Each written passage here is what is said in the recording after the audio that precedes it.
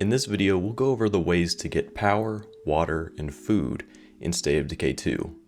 Perhaps that will even lead into a way to get a self-sustaining base. If you want to check out any of my other videos I've done over State of Decay 2, they're right over here in the cards. And hey, if you like the video, be sure to hit that like button and consider subscribing. So, let's get into it.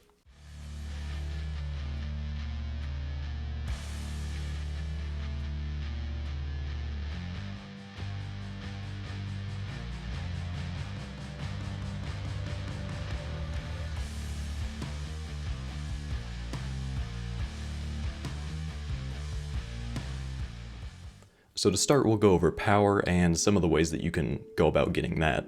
The first real way is any of the power station buildings that you can use as outposts, and they'll provide passive power to your whole base at the cost of 2 fuel per day.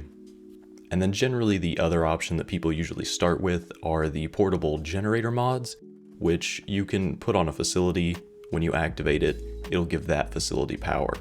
Now speaking of mods, there's also a solar generator mod.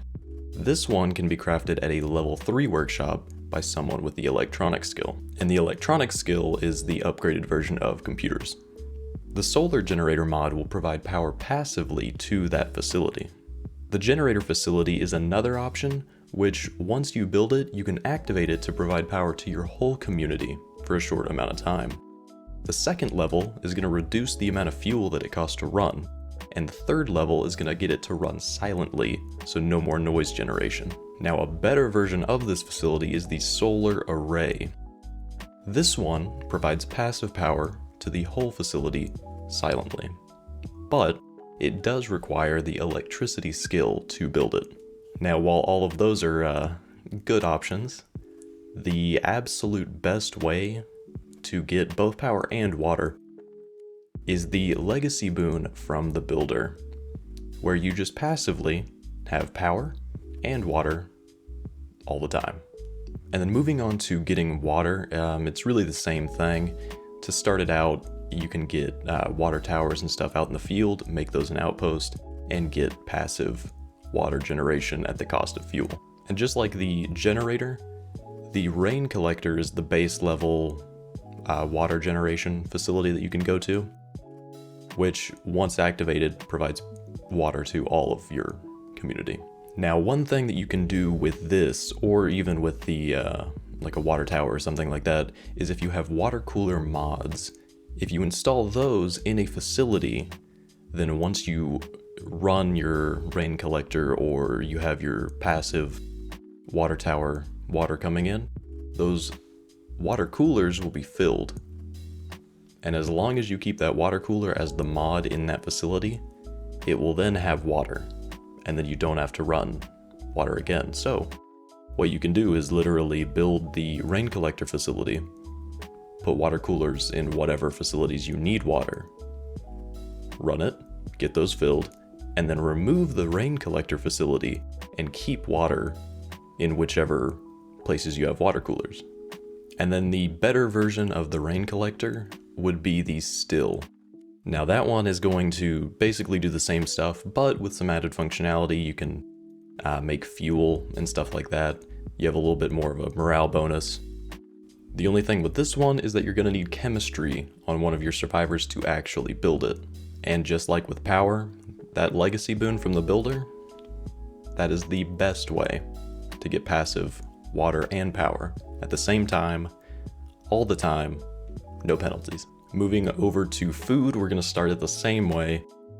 All those buildings that you see out in the field, out in the map, that you can get food from, make it an outpost. You get 1 food per day, easy food.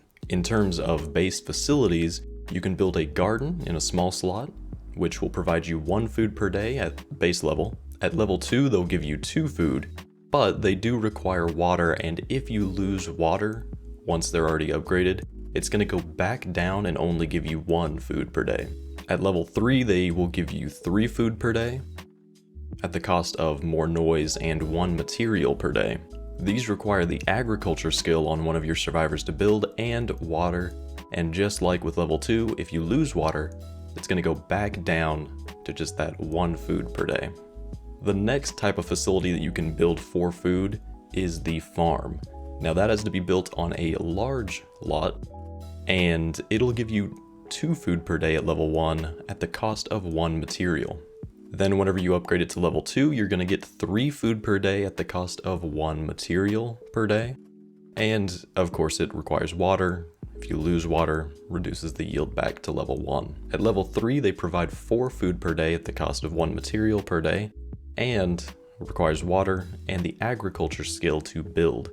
And of course, lose water, yield goes back down to 1, or 2 for farms. And then the last food facility that you can build is the hydroponics.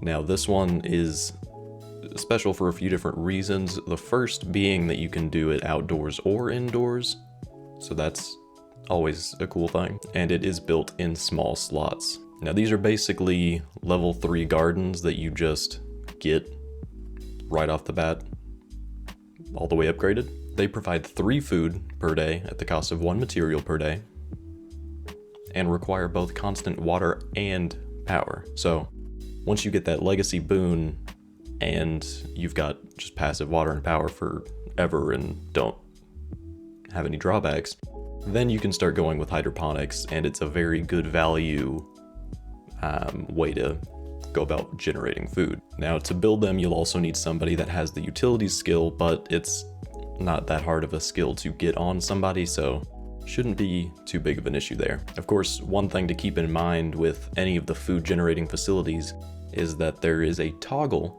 that you can flip to start generating meds instead of food.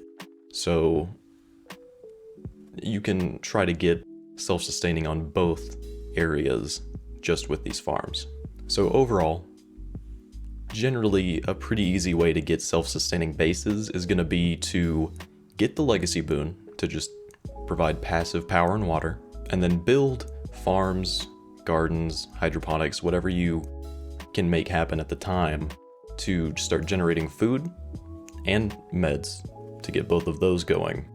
And then use your outposts to get beds and ammo, whatever else you need in terms of resources. So at this point you might be wondering, well, okay, now, cool, I built these farms and these hydroponics, now I've got material upkeep.